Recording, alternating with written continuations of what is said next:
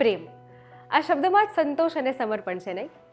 પણ પ્રેમની વ્યાખ્યા દરેક વ્યક્તિ માટે જુદી જુદી હોય, પણ હા, એનો અનુભવ અને લાગણી તો દરેક માટે સરખી.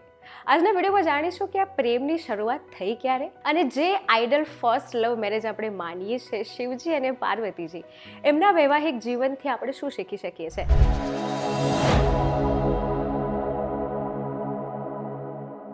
હેલો, જાનવી પંડ્યા. સ્પોટલાઇટના ખાસ આજના વિડીયોમાં વાત કરીશું પ્રેમ વિશે. પહેલા વાત કરીએ હિસ્ટ્રી ઓફ લવ, કે પ્રેમની શરૂઆત કેવી રીતે થઈ. પ્રોટો ઇન્ડો યુરોપિયન મૂળ LEUBH, આ જૂના શબ્દ LUFU પરથી 5મી થી 11મી સદીની અંદર આ શબ્દ આવ્યો છે, જેનો અર્થ થાય છે પ્રેમ, સ્નેહ અને ઈચ્છા. બ્રહ્માંડના પ્રથમ પ્રેમ લગ્ન માટે આપણે કહીએ છીએ શિવ અને પાર્વતી, જ્યાં શિવ ચેતના છે અને પાર્વતી શક્તિ છે, જે વિશે આપણે સૌ જાણીએ છીએ.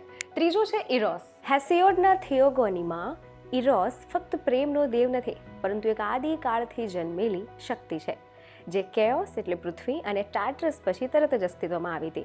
એટલે એવું કહેવાય કે very first manifestation of attraction that enable the creation of the cosmos. આગળ છે ઇશ્તાર અને તમ્મુઝ. સુમેરિયન પૌરાણિક પ્રમાણે આ બે પણ એક કપલ હતા. ચોથું છે ઇરોઝ અને સાયક. ગ્રીક અને રોમનમાં આમનો ઉલ્લેખ છે. આગળ છે હેડ્સ અને પર્સેફોન, અને પછી ઓફિયર્સ અને યુરિડિસ. અને ફર્સ્ટ હ્યુમન કપલની વાત કરીએ તો આદમ અને ઈવ. તો આ હતી બધી શરૂઆત, કે પ્રેમ એક્ઝેક્ટલી શરૂ કેવી રીતે થયો. પરંતુ ફરી પ્રશ્ન તો એ જ રહ્યો કે આ પ્રેમ એટલે શું. મુકુલ ચોકસી એવું કહે કે પ્રેમ એટલે કે સાવ ખુલ્લી આંખથી થતો મળવાનો વાયદો. તો તુષાર શુક્લા એવું કે વધતો રહે છે સહેજ પણ ઘટતો નથી કદી, છલકાતું જાય છે જેમ જેમ કરું છું હું તને પ્રેમ કરું છું.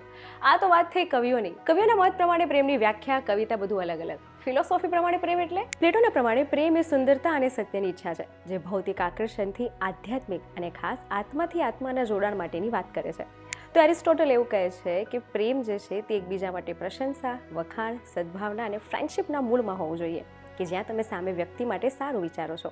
તો ભગવદ્ ગીતા એવું કહે છે કે પ્રેમ એક લાગણી નથી, પણ એક શક્તિ છે, એક સ્ટ્રેન્થ છે, જે તમને આધ્યાત્મિક વિકાસ તરફ લઈ જાય છે, જ્યાં સ્વાર્થ અને અહંકારનો ત્યાગ જરૂરી છે. વૈદિક શાસ્ત્રમાં 5 સ્ટેજ ઓફ લવ એટલે લવના 5 સ્ટેજ બતાવવામાં આવ્યા છે: કામ, શૃંગાર, મૈત્રી, ભક્તિ અને આત્મપ્રેમ. પરંતુ ઓનલાઈન ડેટિંગ એપ્સ અને કેઝ્યુઅલ રિલેશનશિપ વાળા આ યુગમાં આપણે સાચો પ્રેમ એટલે શું એ સમજી જ નથી શક્યા. આજનો પ્રેમ ચાલે તો ચાંદ તક, નહીં તો રાત તક, આવી રીતનો છે.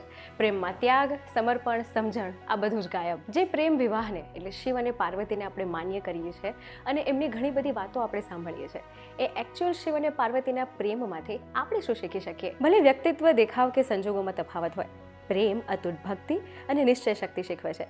શિવ અને પાર્વતીની પ્રેમ કથા આપણને યાદ અપાવે છે કે પ્રેમ અંતરને દૂર કરી શકે છે અને સંઘર્ષોથી ભરેલી દુનિયામાં સુમેળ લાવી શકે છે. આજની ફાસ્ટ લાઇફસ્ટાઇલમાં વિશ્વાસ અને વફાદારીથી બનેલા ઊંડા સંબંધ ખૂબ મહત્વના છે. સાચો પ્રેમ તમને પરિવારમાં અને પરિવાર સાથે આધ્યાત્મિક એટલે સ્પિરિચ્યુઅલ જર્નીમાં પણ જોડાઈ રાખે છે. બે અલગ વ્યક્તિત્વ, અલગ પસંદ, પરંતુ સમજણથી કઈ રીતે જોડાયેલા રહેવું એ શીખવે છે. તો આજની ફાસ્ટ લાઇફસ્ટાઇલમાં હેપી અને હેલ્ધી રિલેશનશિપ રાખવા માટે શું કરવું, તો રિસર્ચ પ્રમાણે જે આયા છે સ્ટેપ્સ, ચાલો જાણીએ. તો પહેલું, કોમ્યુનિકેશન.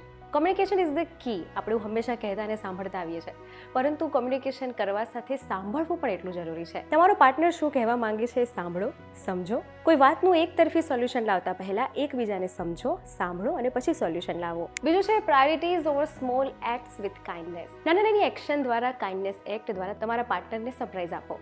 જે વાતમાં તમારું પાર્ટનર બેસ્ટ છે એને માટે કોમ્પ્લિમેન્ટ આપો. ત્રીજું, જોડે મૂવી જોવો, મેમરીઝ યાદ કરો, કોઈ ફન એક્ટિવિટી કરો. આ કરવાથી તમારું ઇમોશનલ બોન્ડ સ્ટ્રોંગ થાય છે. નોર્મલ રૂટીનમાં આપણે થેન્ક યુ શબ્દ જ ભૂલી જઈએ છીએ. સામાન્ય બહાર કોઈ કંઈ કરે તો આપણે થેન્ક યુ તરત કહીએ છીએ. આપણી લાઈફમાં આપણા પાર્ટનર આગળ જ થેન્ક યુ નીકળતું નથી. એટલે પાર્ટનરને ટેકન ફોર ગ્રાન્ટેડ લેવાની જગ્યાએ એની માટે ગ્રેટફુલ રહો. દરરોજ જણાવો કઈ બાબત છે જેની માટે તમે ગ્રેટફુલ છો. આજના ડિજિટલ લાઈફમાં થોડા ડિજિટલ ડિવાઇસને બાજુ પર મૂકીને બે જણ સાથે ક્વોલિટી ટાઈમ સ્પેન્ડ કરો. સાથે કોઈ વાર ડિનર કરવું, લંચ કરવું, વોકિંગ પર જવું, આજનો દિવસ કેવો રહ્યો, આવા સામાન્ય પ્રશ્નોથી પણ એકબીજાનો ક્વોલિટી ટાઈમ વધારી શકાય છે. તો આ હતી વાત પ્રેમ એટલે શું, પ્રેમની શરૂઆત ક્યાંથી થઈ અને અલગ અલગ લોકો માટે પ્રેમ શું હોઈ શકે છે. તમારી માટે પ્રેમ એટલે શું અને એમાં શું કરવું જોઈએ, કમેન્ટ સેક્શનમાં ચોક્કસ જણાવજો. અને આવા જ વિડીયોઝ માટે જોડાયેલા રહો વીટીવી ડિજિટલ સાથે.